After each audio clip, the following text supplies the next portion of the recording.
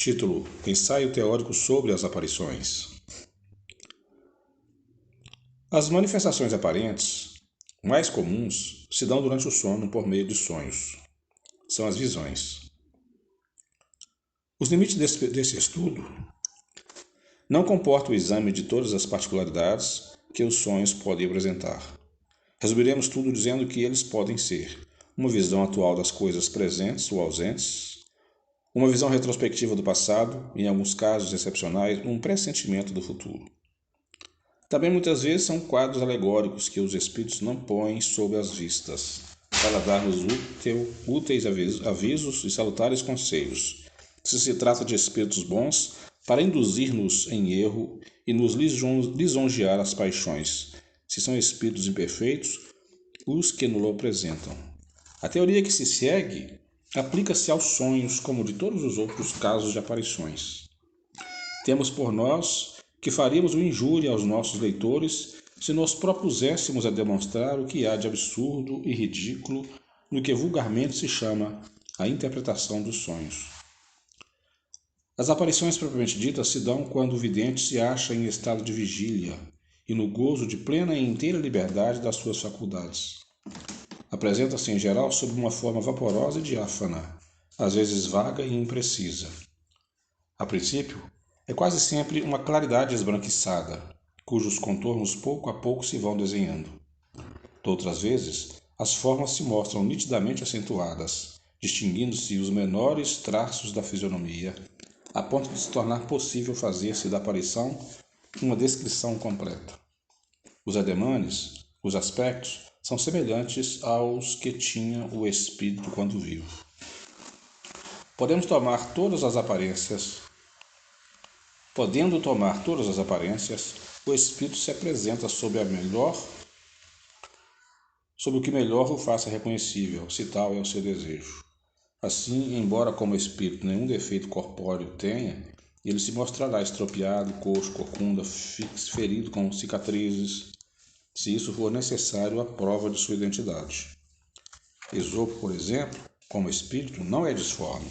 Porém, se o evocarem como Esopo, ainda que muitas existências tenha tido depois da em que ainda se chamou, ele aparecerá feio e corcunda com os seus trajes tradicionais.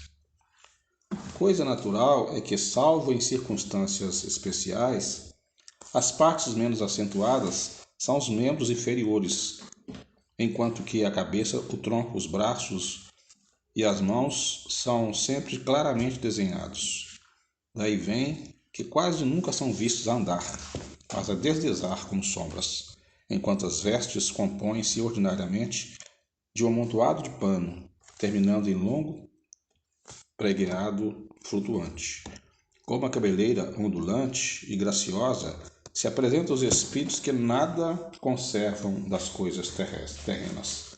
Os espíritos vulgares, porém, os que aqui conhecemos, aparecem com os traços que usavam no último período de sua existência.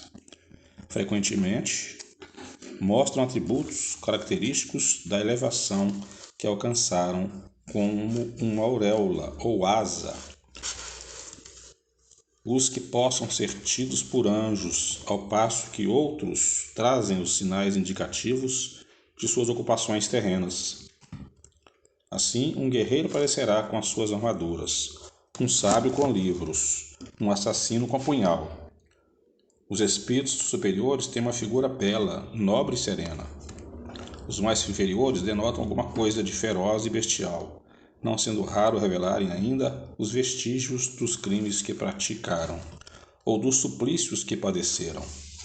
A questão do traje e dos objetos acessórios com que os espíritos aparecem é talvez o que mais espanto causa. Voltaremos a essa questão em capítulos especial, porque ele se liga a outros fatos muito importantes. Dissemos que as aparições têm algo de vaporoso. Em certos casos, poder-se-ia compará-las à imagem que se reflete num espelho sem aço, e que, não obstante a sua nitidez, não impede se vejam os objetos que lhes estão por detrás. Geralmente é assim que os médiuns videntes os percebem. Eles as veem ir e vir, entrar num aposento, sair dele e andar por entre os vivos com ares, pelo menos se trata de espíritos comuns, de participarem ativamente de tudo que os homens fazem ao derredor deles, de se interessarem por tudo isso, de ouvirem o que dizem os humanos. Com frequência são vistos a se aproximar de uma pessoa, ali insuflar ideias, a influenciá-la, consolá-la, se pertence à categoria dos bons, e escarnecê-la se são malignos, e se mostrar tristes ou satisfeitos com os resultados que logram. Numa palavra, constitui como que o forro do mundo corpóreo. Tal é esse mundo oculto que nos cerca, dentro do qual vivemos sem o percebermos como vivemos, também sem darmos por isso em meio das miríades de seres do mundo microscópio. O microscópio nos revelou um mundo dos infinitamente pequenos, de cuja existência não suspeitávamos. O Espiritismo, com auxílio dos médiuns videntes, nos revelou o mundo dos espíritos, que por seu lado também constitui uma das forças ativas da natureza. Com o concurso dos médiuns videntes, possível nos foi estudar o mundo invisível, conhecer-lhe os costumes, como um povo de cego poderia estudar o mundo visível com auxílio de algum homem que gozasse da faculdade de ver. O espírito que quer ou pode fazer-se visível reveste às vezes uma forma aliada mais precisa, com todas as aparências de um corpo sólido, ao ponto de causar completa ilusão e dar a crer aos que observam a aparição que tem diante de si um ser corpóreo. Em alguns casos, finalmente, e sob o império de certas circunstâncias, a tangibilidade se pode tornar real, isto é, possível se torna ao observador tocar, palpar, sentir na aparição a mesma resistência, o mesmo calor que num corpo vivo, o que não impede que a tangibilidade se desvaneça com a rapidez do relâmpago. Nesses casos, já não é somente com o olhar que se nota a presença do espírito, mas também pelo sentido tátil. Dado se possa atribuir à ilusão ou a uma espécie de fascinação e aparição simplesmente visual, o mesmo já não ocorre quando se consegue segurá-la, palpá-la, quando ela própria segura o observador e o abraça, circunstância que nenhuma dúvida mais é lícita. Os fatos de aparições tangíveis são os mais raros, porém os que se têm dado nesses últimos tempos pela influência de alguns médiuns de grande poder e absolutamente autenticados por testemunhos irrecusáveis, provam e explicam o que a história refere acerca de pessoas que depois de mortas se mostram com todas as aparências da realidade. Todavia, conforme já dissemos, por mais extraordinários que sejam tais fenômenos, perdem inteiramente todo o caráter do maravilhoso quando conhecida a maneira por que se produzem, e quando se compreende que, longe de constituírem uma derrogação das leis da natureza, são apenas efeito de uma aplicação dessas leis.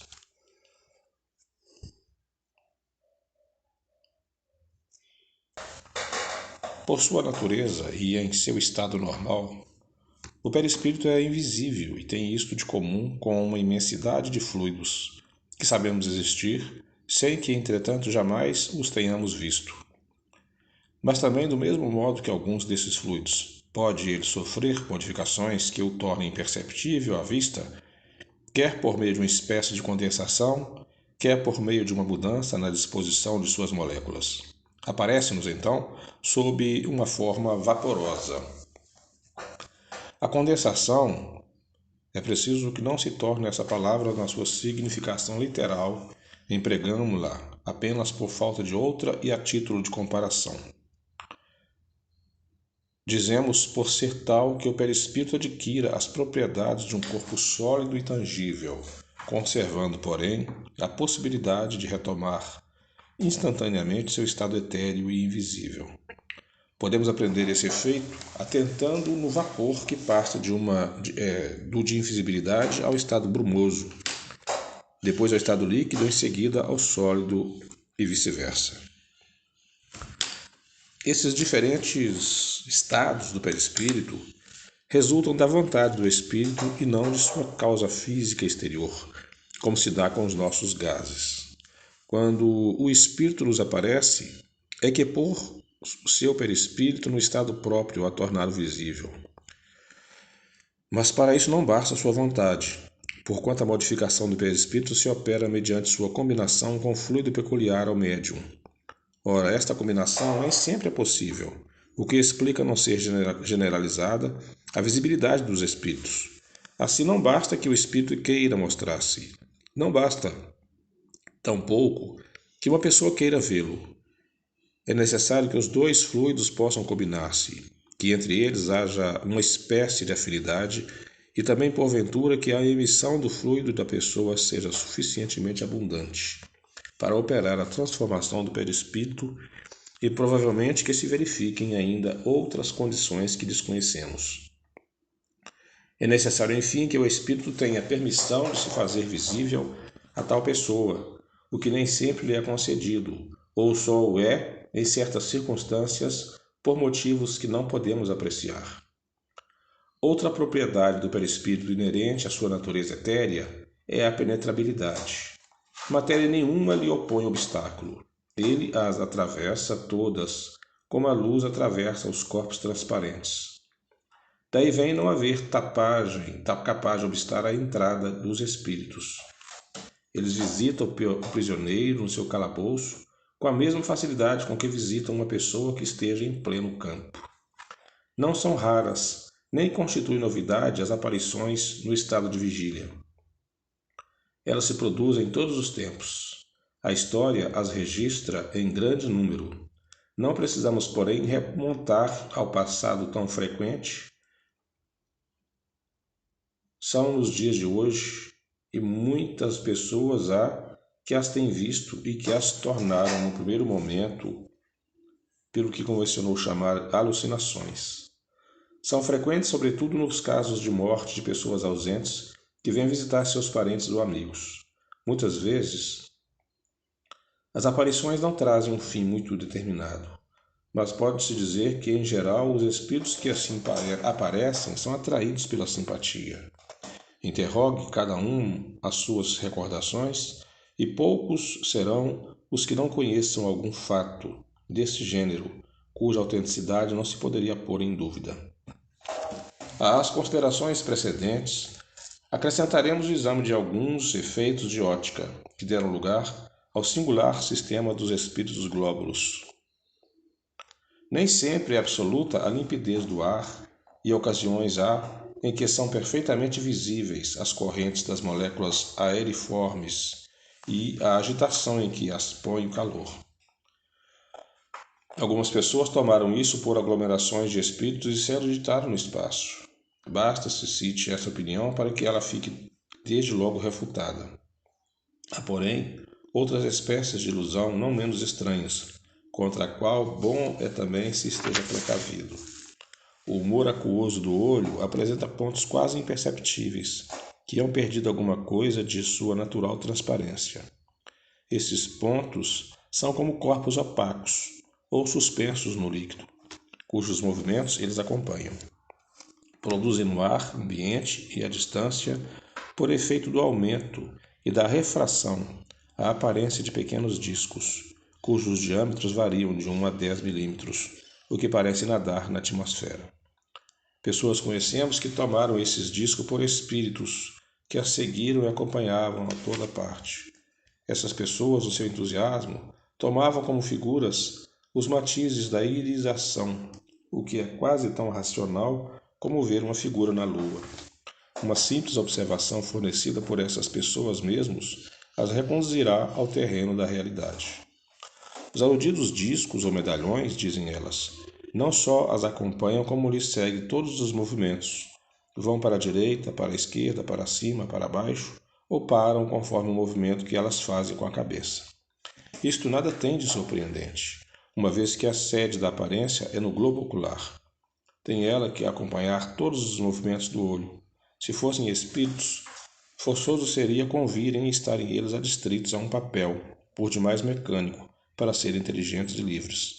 Papel bem fastidioso, mesmo para espíritos inferiores, e, pois, com mais forte razão, incompatível com a ideia que fazemos dos espíritos superiores.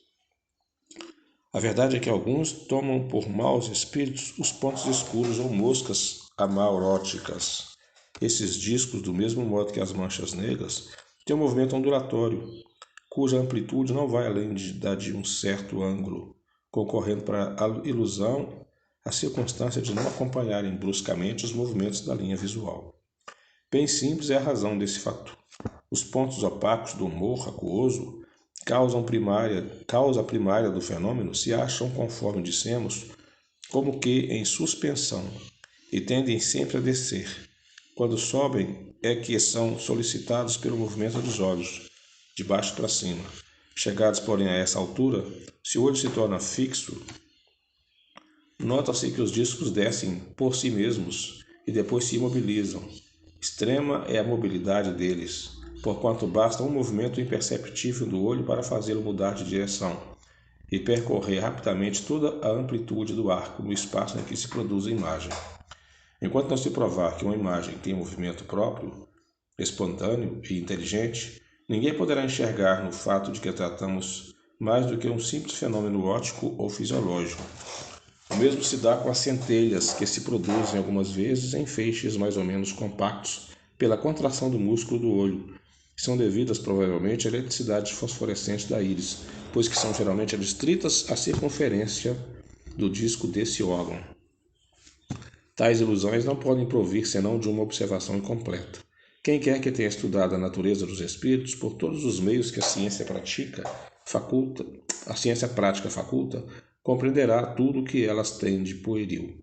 Do mesmo modo que combatemos as aventurosas teorias com que se atacam as manifestações, quando essas teorias assentam na ignorância dos fatos, também devemos procurar destruir as ideias falsas que indicam mais entusiasmo do que reflexo, que por isso mesmo mais danos do que bem causam com relação aos incrédulos, já que de si tão dispostos a buscar o lado ridículo.